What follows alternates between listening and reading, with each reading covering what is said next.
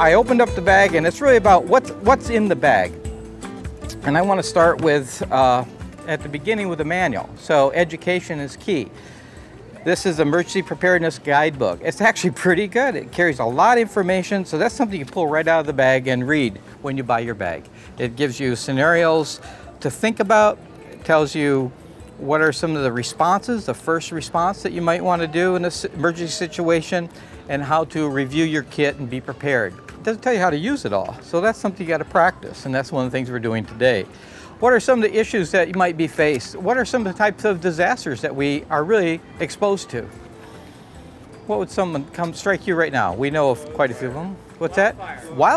Wildfire is really bad. Wildfire is very current. We're in this time of year particularly. So we know that that's a real threat. Even if it might not reach us down here, it's going to hit the power lines, it's going to hit the roads, it's going to cause disaster. And floods. So after the fires hit, then the rains come, then we have the floods, and we've experienced in this community quite a bit. Floods. What else do we live in?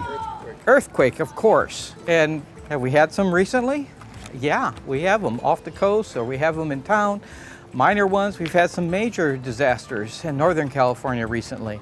So it's really a matter of time, isn't it? It's going to happen. So are you ready? That's the question. So what's the threat with earthquake? You have the immediate damage, right? You got to hunker down, protect yourself. If you go outside, what's going to happen when you step out the door? Do you stay inside? Do you go outside? Those are all considerations. Once it occurs and it settles down, what do you have to worry about? How about the aftershocks? So that's going to come next, and so you got to say, is it bad or is it good or is it moderate? But that is other cause for being prepared and taking preventative action. So once it settles down, you think, well, you just call for help, right? No, you won't.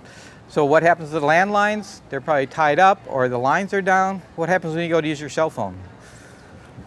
Everybody else in the world is using their cell phone too. They're either calling you to see if you're okay, or they're trying to call somebody. So the cell phone may not go out either. And then you have the issue of if you want to use it later, it's usually battery operated, and you just plug it in and charge it up, right?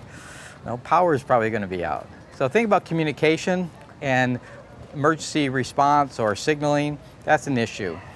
We talked earlier about what our survival needs are just to live. So water, we know, is pretty important. We know we got to drink lots of water each day. How much water each person, maybe up to 2 gallons for healthy activity a day. So being prepared is really important for water. Food we talked about for nutrition as well as for comfort and sustainability. And then if our building is unsafe, are we going to spend the night in there for another aftershock? Maybe not. We might want to move out. So now what do we got to deal with? What are we exposed to? Elements. Cold. Yeah, the elements. You exposure to the cold, the wind, the rain. So even in moderate temperatures, hypothermia is a threat, the lowering of your body's inner core. So it doesn't have to be freezing. All it has to do is be wet, cold, windy weather. It affects your brain in terms of decision making, and it could be life-threatening without you knowing it. So in other words, it creeps up on you. And of course there is cold, and you want to be able to get warm if you need to. So shelter and warmth are really, really critical as well. So we talked about communications and signaling, and I'd just like to say this, because it could be a situation where somebody's trapped inside, but we don't know where they are. It could be a situation where you can go to your car, you can get your bag, get hunkered down, and you want to find other members of your community, of your business, of your family.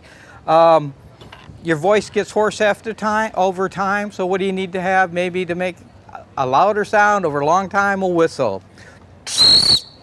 Doesn't take much, it's easy to do, but knowing where it is and having it available can make a difference that way. At nighttime or even in a darkened room, having a light stick, they're simple, they're inexpensive, you can break it, open it up, take it out of the bag, no batteries wear out, it'll show your location. It's also something you can signal with. You can move it, you can draw attention to yourself. Another consideration might be a flashlight. So you put a flashlight in your bag for that emergency period. What happens when you go take your flashlight out to use it after the last year of sitting there? The batteries are dead. What I really love about this little device is that it has a hand crank on it. Some of them you can get with solar connections, but That's during the day, and you have to have time to do it. This is a charge immediately. That's really cool. Again, for signaling, it can show your location. You can help someone find you, or you can connect with others. The flashlight is pretty good. It's brighter than I thought it would be. You can have a radio to hear what's going on with the news, which might be of interest in you. Had contact with the Dallas Ebola patient, and Or your sports team, maybe. may have had contact. But having those options, just hearing another voice saying what the conditions are, what the weather report's going to be, those are something you should be at least aware of and have access to. What's nice about this, it doesn't only charge the battery inside, or the cell inside for using the light and the radio features, but it can charge up your cell phone. So it's really cool that way. And it has a device for cigarette lighter adapter, the older style, or if I had to find my cell phone here, you can plug it in right into your cell phone. And now just with a hand crank, you can charge up your cell phone. You may not need to use your cell phone for many things. Maybe you can't use it as a phone, but it can text messages. They might get out.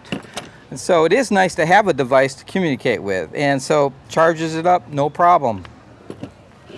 So communication, that might be a first response if everything else is, and you're not injured, and you just want to stabilize the situation, and signaling. But what about first aid? Someone is hurt. First of all, what do you need to do before the disaster occurs? You need to get trained in first aid. CPR, you can save another person's life. There's lots of classes available. Highly recommend everybody getting certified and trained and practice in CPR. You know, saving somebody's life from a heart attack, or if they have stopped breathing in some way. Electrical shock might be a consideration in an earthquake too, as well as, you know, the physical trauma or the emotional trauma of the earthquake. So not just having a first aid kit, but having the information and knowing how to use it.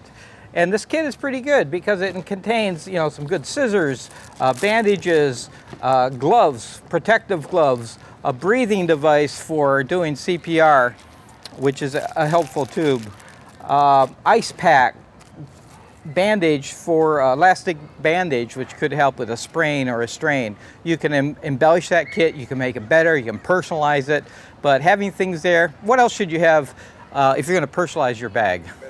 Medication, your personal. Extra medication. The drugstores aren't going to be, pharmacies won't be open for days. So think about what you might need ahead of time. After first aid, emergency response, you might think about sanitation. What happens if we don't take care of good sanitation? What's the downside there? Disease. Bad water is another consideration, but disease, the countries, the third world countries, they're having problems right now, Ebola, other considerations, it's usually sanitation. So we want to take care of that. And just again, for comfort, think about the importance for your emotional stability and being comfortable in a disaster. It's hard to put your head around that, but every comfort makes a difference. Having toilet paper can be helpful. Just being able to brush your teeth or to shave, if that's something that you do regularly, doing in your habits is really something to be considerate about. And so being prepared is, and think about this, we're talking about being in a store, being trapped here, if you will, but if you're on the road in your vehicle, that vehicle becomes your survival shelter for that period of time, but you might need to get out of that vehicle. You might have to travel by foot. So having a pack and being mobile, maybe leaving this building, having to go to a different location where other people are. So having your own supplies with you, I think is really important.